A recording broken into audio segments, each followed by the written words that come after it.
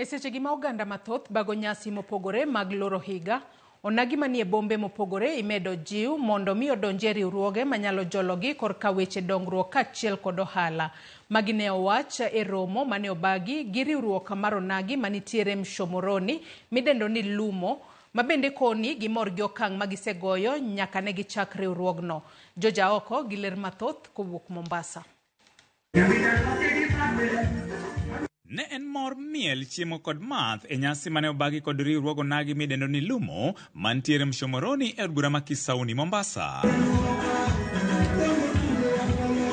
Jokanyono manie riwruogno mane yango higni 7 nyaka ne gichake kone gimor gi okange magisebedo ka gigoyo nyaka sani. Obed ng'ama dhi sikul manka ma nyathine okadho, kik obed koluor, ong'ere joluor tie ka wang' achiel. Mak mana kik ibed oko ni kok ibiro irwa ni mondo wakonyi, nyaka ibed kod wang' achiel. Actually bura yote maintie nekuru change development mwanzo, mambo ya kifo baadaye, lakini riwruok teko e buchego warning machiwne make sure ni riwruok kaka nitie madwa ketho dieru ng'ano make sure ni riwruok kode to koko nyal riwre kodu ni odwa nokethi riwruok konyo oganda luo an manyonge akachia an Mombasa kar kae, lakini bende nitiere gi riwruok nitiere Mombasa ka omiyo awuotho ka tegno kata niyo chien ang'e nitiere gi welfare manyalo konyo kar kae. Maino kata kamano gikone gidwa keto e chenro mag neno ne gidongore gin giwegi kaka oganda.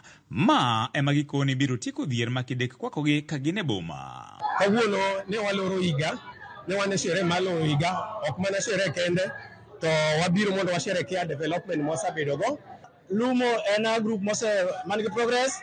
Sani waseng'eyo kondowa, wan gi PA system, wan gi low mwasi book by next year, wan gi plot marwa madhi gero social hall e Juna Ward.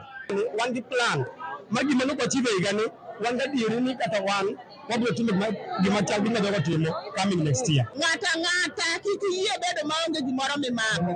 Buche mag joluo ng'eny kendo ging'eny. Inyalo amua tidonjo achiel. Wan gi lupo, wan gi ramogi, wan gi pinje, wan gi lumo. Yier achiel mondo mi ibedi.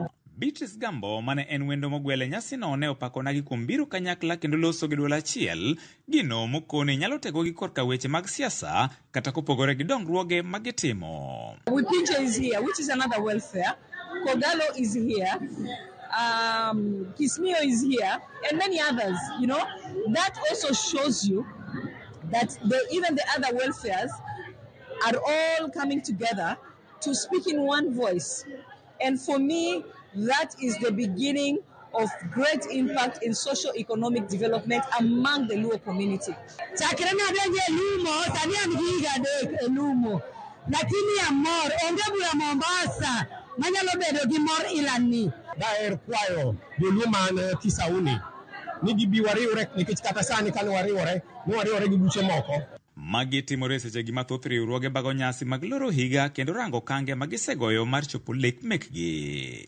I would like to urge other communities to borrow a leaf from the Luo community and the love that they have. They work hard, they invest hard, and they dance hard. Aduko na Nyasaye erokamano ni mine nyalo, to mogik gima Nyasaye otele ok nyal kethre. Jolumo, God bless you, Happy New Year and a Merry Christmas. George Aoko, Ramogi TV, Mombasa.